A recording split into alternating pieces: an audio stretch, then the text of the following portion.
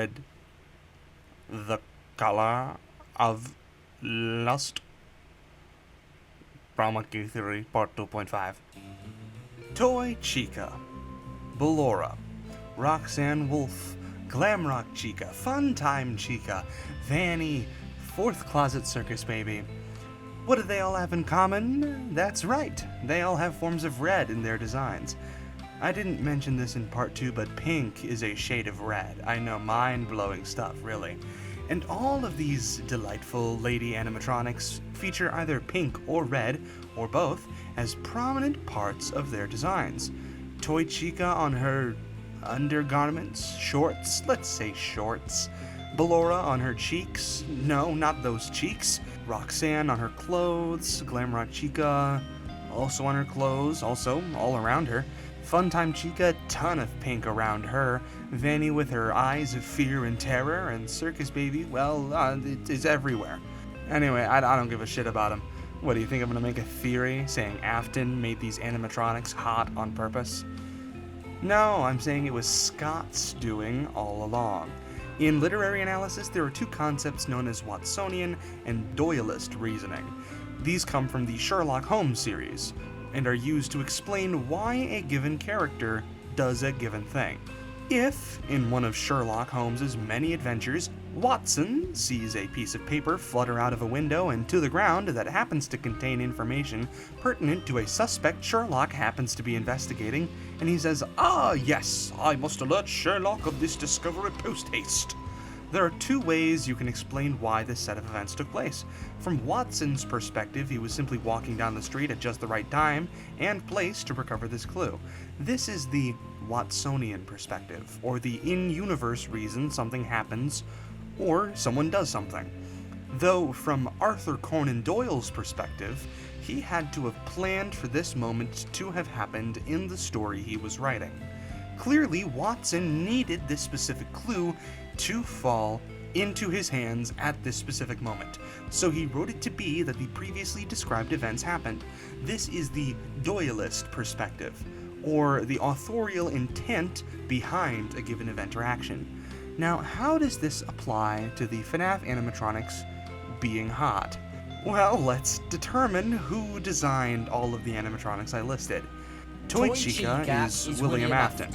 I mean, designed by William Afton, as supported by the FNAF 2 movie and by the clear design similarities between the toys and the Funtimes, which we know for certain were Afton creations in the games and books. Ballora is a Funtime, thus designed by William Afton.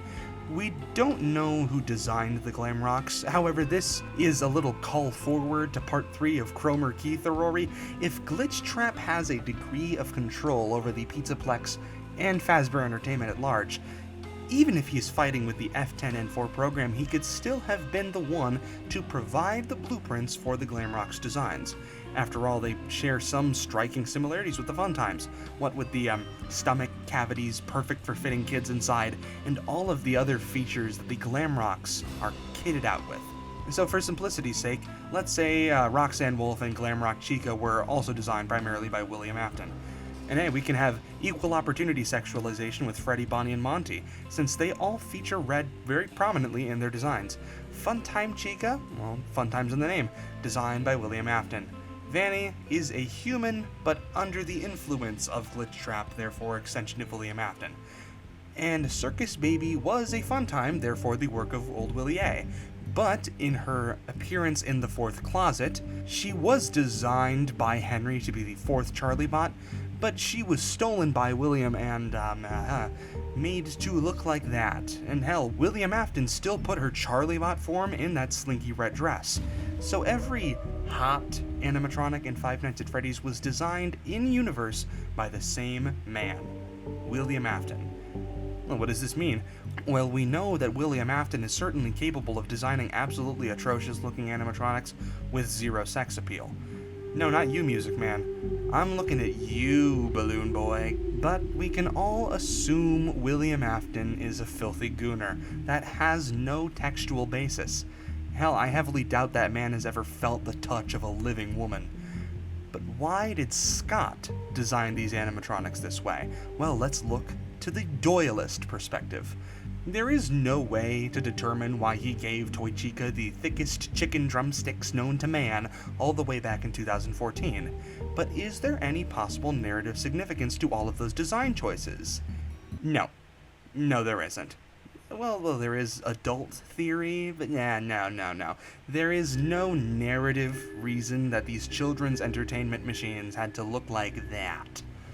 Unless, now, the doyalist reason I'm making this shitposty part 2.5 for Chroma key theory is because I have to read the entirety of Lynn McTaggart's The Field.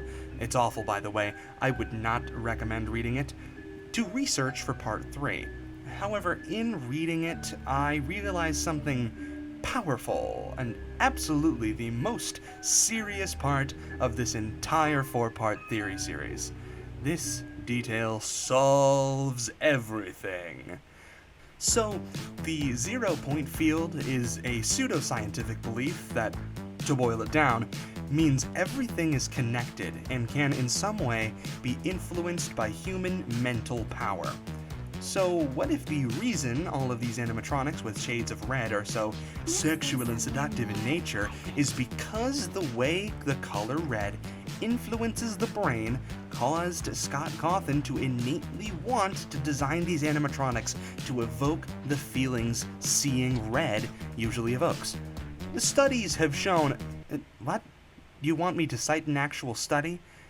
Well, I'll leave some material on the topic down in the description so you can actually read about the legitimate scientific perspectives on how color affects the human brain. It's really interesting stuff, and can honestly bring a lot into perspective when taking into account the previous 2 parts of chroma key theory. However, all I care about is the fact that red has been proven to evoke intense emotions out of those who view it. The one I'm gonna focus on is passion, love, lust. And no, don't look at all the other examples of red in the FNAF series that cannot possibly be connotated sexually. No, it is clear to see that Scott Cawthon was affected by the power of the color red in multiple cases throughout the series.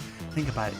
It's not an isolated incident. Multiple times in almost every game in the franchise, we have one or more fucking gooner-bait characters for the freaks in this fan base to gobble up to keep the sick, twisted wheels on the R34 machine turning. Hell, all of Security Breach is filled with these hot, fashionable, fruity-looking animatronics. I bet you didn't think about that, huh? No. I'm saying it here. Glamrock Freddy and Glamrock Bonnie were gay lovers sharing gay kisses after their gay performances. Security Breach is woke. Scott Cawthon is woke. What's that, John? Oh, he donated to who? Okay, maybe not that last part. But Security Breach, it's woke gay trash. Well, maybe that isn't the full truth. After all, Scott Cawthon is only one person out of many working on this franchise. He has all of Steel Wool working with him. And plus, I completely ignored one of the most important parts of media analysis: audience interpretation. It doesn't really matter what the author intended if you take what you see on screen and interpret it a certain way.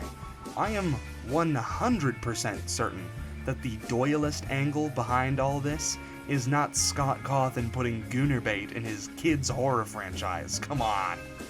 But if you want to interpret these designs as William Afton being a freak occasionally, there's an actual legitimate conversation to be had there, which is the most valuable part of theorizing. Now, would I like there to be a conversation about the sexual proclivities of William Afton? No. But it can happen. I'd actually like to end off this video with a concept I brought up in part 2, but I feel should be expanded upon here to actually give this video some actual meaning. Even in universe, not all of the feminine animatronics were designed by William Afton, or even sexualized in the way many were. I specifically structured this video to make the point that all feminine animatronics in FNAF were sexualized. Clearly misleading, clearly a bad faith take. And if you watched this far, you can see that this is a little bait and switch to get you to actually learn something about media literacy. Woo! For every toy chica or fun time chica, you have a classic or withered chica, who are just sick-ass designs. And that's no disrespect to any of the visual designs in this franchise either. I truly have such a respect and love for the visual design of Five Nights at Freddy's. Except you, Balloon Boy. Fuck you. And we even have a character designer, rivaling William Afton in design quality, who has made some amazing looking ladies, that being Fiona Murray. From her, you get Party Time Chica, the original Chica, Jackie, and all of the amazing mascot suits, and even Deadeye Roxy, the basis for Roxanne Wolf. And even then, I made the argument that Glitch Trap was the one who made the Glamrock sexy, fruity trash, but honestly, I don't agree with any of that. Goes to show that you can't take anything at face value or without proper context. If I see any comments critiquing the takes put forward in the bad faith section of this video, you will be told to watch the entire video. Full stop. If you've made it this far, thank you. First off, it's just as likely that the F10N4 program, the real hottest character in this franchise, factored into how the Glamrocks were designed just as much as Glitch Trap did. Second off, I don't even think that they're that sexualized. They're not given egregious proportions or weirdly seductive personalities like in the Fourth Closet, or like Toy Chica and UCN, and their designs are actually very faithful to 80s glam rock. About it being gay though, well, it is very faithful to 80s glam rock, so you've got me there. Oh no, the non-binary eldritch drag king who dresses like a mafia boss that robbed a Hot Topic thinks something is gay. Bisexual found in Starbucks. Tool found in shed. All this to say, I think the characters designed by Fiona Murray look really nice. We need to appreciate the work women do in the creative sphere more. And with that, I'm Maury Mortimer. Remember, one day you're going to die.